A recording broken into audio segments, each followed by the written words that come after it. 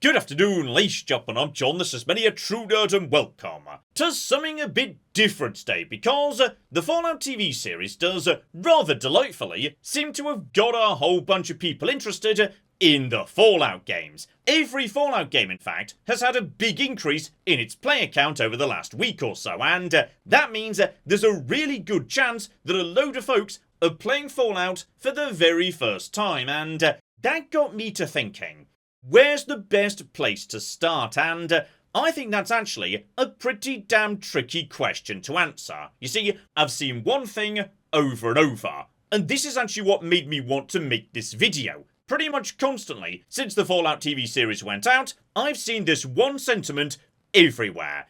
If you've just got into Fallout and want to try out the games, start with New Vegas because it's the best one. And that is true to my mind. It's my personal favourite game of all time. But does that mean it's going to be the right starting point for people new to the Fallout games? And I think the answer is, in fact, yes for some, potentially no for others. And I know that sounds odd, because why would you ever start anywhere beyond, the best one? And okay, I think it's a bit more of a complicated question than some people are assuming, so today I'm gonna try and go through what might be the best Fallout game for you, whether you're brand new to playing Fallout games, or have played some of them but could be interested in checking out more of the franchise. So, okay, let's start off with the sentiment that spawned a million tweets. New Vegas is the best, so just play that. And straight away, for many people, that is true. If you've got a bit of experience playing slightly older RPGs, or you're specifically looking for the most RPG-like entry among the modern Fallout games, if you're after the deepest narrative, if you want to sit down and take your time getting stuck into a really interesting and detailed universe, New Vegas is perfect for you. But that's not everybody. And I can 100% understand how a person might bounce off New Vegas going into it completely blind. So let's talk about why that might be. You see, to my mind, New Vegas is maybe something of a slow burn game. Like, I never even really thought about this until right now, but it is interesting to note that New Vegas doesn't kick off its game with a relatively linear and action-packed self-contained prologue segment, full of narrative context and mechanical tutorials, which plenty of its action RPG contemporaries did in order to give the player an exciting opening that throws them right into the action and the main story. Knights of the Old Republic on the Endar Spire, Mass Effect 1 on Eden Prime, Dragon Age Origins and its prologue chapters, even Fallout 3 and the Escape from Vault 101. In New Vegas, you just start in the overworld, in a small town with very small and local problems. Now personally, I love Goodsprings and I love Ghost Town Gunfight, and I'll talk for hours about how elegantly designed they are. But if what you want is, to jump into a new game and be in the heat of the action straight away, you might struggle a bit here. Because New Vegas is, I think, a game that needs patience. And I do mean that in multiple ways. Like, it needs patience because it's a game that has a huge amount of story to tell you. And the more time you allow yourself to engage with it, the more you're gonna get out of the world. This is a game where, within the starting town, the bartender will happily give you not just a local mission, but also a brief history of the wider political and military issues facing the region, which is actually quite useful to understand straight away. Like, if you're the sort of player who doesn't necessarily want to speak to everybody and hear everything they've got to say, you might not necessarily have the best time. You and the game might simply not be operating on entirely complementary wavelengths. And on top of that, New Vegas needs patience because it's actually a pretty damn structured game. Like, at least during its initial act, New Vegas has a very strong idea about how the player ought to be navigating the world. Like, it wants you to travel to Prim, then Nipton, then the NCR Outpost, then Novak, then Boulder City. And if you're an experienced player who knows this game, absolutely you can work around that, go where you want and do what you want. But a new player who wants to go exploring and make their own way in the world might find themselves running face first into Cazadors, and then Deathclaws, then Scorpions, then more Scorpions, then the other Scorpions, then even more Scorpions. Seriously, Obsidian, why are there so many Scorpions in the early game? Anyway, On top of that, New Vegas also needs patience because it's fairly mechanically complicated. Like, the damage threshold system that forms the core of damage calculations in combat is way more complex and way less forgiving than the relatively simple damage resistance systems of other modern Fallout games. In New Vegas, understanding what your weapons are for, understanding your opponents and how their armor works, and understanding how high damage versus high DPS weapons have a very different role in combat is really important. And to be clear, I think this is a good thing. A combat system with a bit of depth to it that needs to be strategically thought about works really well for me. But it does also add to the pile of things that you need to be carefully thinking about in New Vegas that might make it a bit overwhelming for some new players.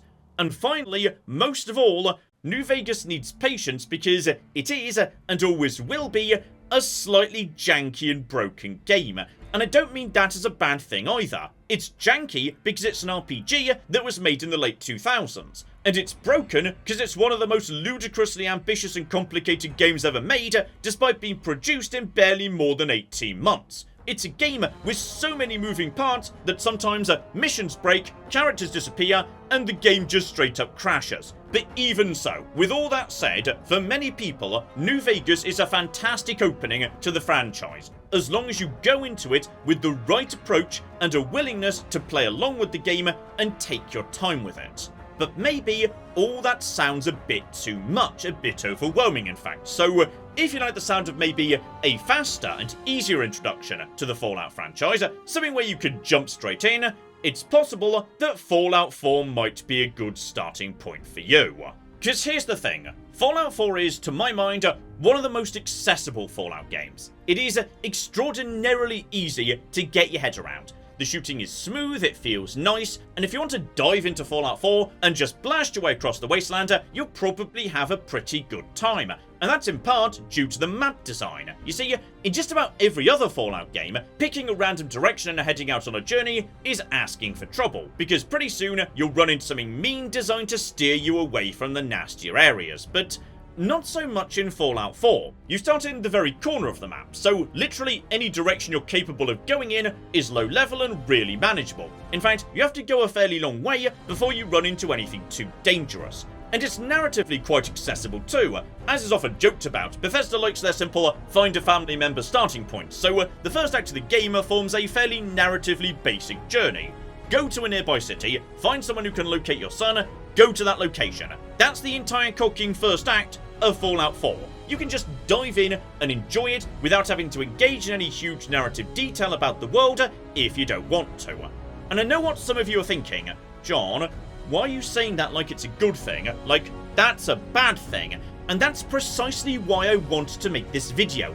Everybody wants something different out of their Fallout games. Fallout 4 is, next to New Vegas, narratively shallow. Absolutely 100% I'm never going to deny that. The backstories are more simple, the characters are less developed. Even the infamous dialogue buttons limit your ability to engage in detailed conversation. If you're looking for a deep narrative RPG, Fallout 4's probably not the game for you. But what Fallout 4 does offer is a really damn strong core mechanical game loop, in the form of exploration and looting, then crafting and building. I at least find it hugely compelling, and it's very easy to have a lovely time in Fallout 4 just wandering around, looting, and slowly building up your character in completely unstructured and free-form exploration. In part because the Fallout 4 wasteland is maybe surprisingly densely populated, and filled with lots of small things to visit and play with one by one, even if they don't necessarily feed into any grander story. And I'll say one more thing for Fallout 4 too. It's the only Fallout game that's got a solid hardcore survival mode that actually meaningfully adds to the game. Like, New Vegas has got its hardcore mode, but honestly, that one's somewhat bland and doesn't really add much to the game. And Fallout 76, honestly, I don't actually know why that game's got survival mechanics, given how incredibly abundant food and water are. Seriously, I do not get it. But Fallout 4 survival mode is a genuinely transformative overhaul of Fallout 4, and adds a lot of interesting new mechanics and sources of difficulty. In fact, I would argue that Fallout 4 with survival mode is fairly comfortably the hardest Fallout in existence, vastly more difficult than Fallout 3 or New Vegas on their hardest difficulties. So if you want a real damn challenge, Fallout 4 might suit. In fact, I do think what's kind of nice about Fallout 4 is it's got something for everybody. And that can make it a good first Fallout game because figuring out what you enjoyed and gravitated towards, and indeed what didn't work for you, that can give you a good push towards the next Fallout game you might want to move on to instead. So if you find yourself, frustrated by the limitations of Fallout 4's story, 100% New Vegas could be a good fit for you. But if instead you find yourself, just mostly wandering around the wasteland and enjoying having a good open-ended mosey about, it's possible that Fallout 3 might be a good fit. So let's talk about that. So first things first, Fallout 3 is potentially a bit of a difficult Fallout game to play in 2024, and I do mean that very literally. Like, if you're on PC, just getting the damn thing to work can be a bit of a pain, but there are many guides to help out with that. Hilariously, console folks actually have it much easier, especially given Fallout 3 runs really nicely on the current generation Xbox systems. But even if you can get it working, Fallout 3 can 100% be a tricky one to play for the first time today. The shooting mechanics are absolutely antiquated, and the absence of proper iron sight aiming in particular can feel a bit odd. At the same time, the decision to tie gun spread to your weapon skill means gunplay feels really loose in the early game, so it may be a bit more of a learning curve to get comfortable with it. And for some people, that's enough that they would struggle to enjoy Fallout 3 today. I get that it's a perfectly valid position, but I do hold that if you can get your head around the feel of combat in Fallout 3, there's still a lot to enjoy in there. For me, it's got the most memorable and haunting representation of a post-apocalypse wasteland, and if what attracted you to playing a Fallout game is the grand lonely shots of the Fallout TV series, a lone traveller trudging through a dangerous and barren nightmare, Fallout 3 does the best job of capturing that, whereas other modern Fallout games tend to imagine the wasteland as an exciting frontier, or a fun adventure playground. I'd argue that New Vegas isn't even really a post-apocalypse game at all. It's a post-post-apocalypse game, literally set during a period of reconstruction and empire building. But if what you want instead is a lonely, chaotic, dangerous and wide-open wasteland that actually feels like you're stumbling through the end of the world, Fallout 3 might be a good fit for you. But what if you want precisely the opposite? What if that nice, easy, low-stakes early game of Fallout 4 sounds really appealing? Well, in that case, it's possible that you might enjoy Fallout 76. And I will start by saying, 76 is a bloody weird game that's been on a really weird journey. Like, when I originally played it, it was a game that supposedly by design had no people in the world apart from other players. And then they added in Wastelanders, so now there are NPCs everywhere, and then the responder set up a travel agency to send you off to other bits of America, and okay, just in general, it's a really bloody weird game. And I will say, it's not a game I've spent much time in recently, but I did spend my time in it back when it was first coming out, and I can see how it could work for some people. Like, straight away, it is extraordinarily accessible. Like, it's so committed to letting you jump straight in that there isn't even a character build section at the start of the game. You literally start as a blank slate and build your character as you go. And even then, the perk card system means you can just play around with different builds. Difficulty is extremely low, and the community does have a reputation for being very helpful to new players, so you can happily stroll around a huge part of the map at very low levels without too much trouble. And if you do run into trouble, honestly, in 76, death is a mild inconvenience. Don't even worry about it. So, to my mind, 76 is probably the most chill Fallout game. You just sort of hang out there. And it being the only Fallout game where you can play with your friends certainly adds to that too. But, obviously, it's not for everybody. In fact, some of what I've just said above is probably going to sound like a negative, not a positive, to a whole bunch of you. And on top of that, the online format imposes some really aggressive restrictions on the narrative. In a shared world where you drop in and out of servers, nothing is permanent, and thus none of your choices really matter. Like, you can't meaningfully impact the world in the long run, and that's going to turn a lot of people off. Much like the perk card system where you can just change what you can and can't do as you wish, and respec your special stats if you feel like it, 76 is a game almost entirely lacking in consequences for yourself or the world at large. And for many people, that alone runs so aggressively contrary to what they consider to be the spirit of Fallout that for them, it makes 76 basically unplayable, and it's certainly something I felt some friction with myself. another downside to the online structure is Bethesda kind of wants you to keep playing this game for years. And that translates into slow progress, aggressively high crafting and maintenance costs, and grind, and yet more grind. Sometimes that takes the form of an excessively large number of tanky enemies, or maybe an event which outstays its welcome.